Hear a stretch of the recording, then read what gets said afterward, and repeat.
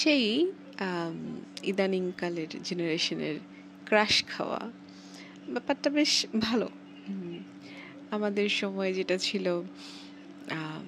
অজানা প্রজাপতি ওড়ার মতো অনুভূতি, মনের ভেতরে সারাক্ষণ ভালো লাগার ঢেউ, ঝড়। এখন এসব এত কঠিন কঠিন বাক্য নাই, জাস্ট এক সপ্তাহে শেষ ক্রাশ খেয়ে গেছে।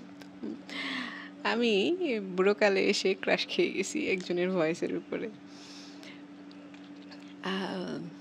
একটা পেজের লাইভ শুনে, মানে ভদ্রলোকের ভয়েসের উপরে আমি এমন ক্রাশটা খাইছি, অনেকটা পাহাড়ি এলাকায় খুব বৃষ্টি হওয়ার পরে মাটি যেমন পিচ্ছিল থাকে, সেখানে কিছু বুঝে ওঠার আগেই ঠাস করে যেমন পড়ে যায়, সেরকম আমি ঠাস করে পড়ে গেছি, এমনভাবে ক্রাশ খেয়ে গেছি।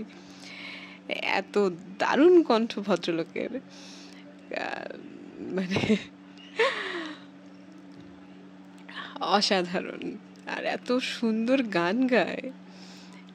ছেলেরা গান গাইলে সেটা সবসময় সুন্দর, তবে সাথে যদি প্লাস পয়েন্ট হিসেবে ভয়েসটাও সুন্দর হয়, তাহলে সেটা একেবারে পুরো মারাত্মক।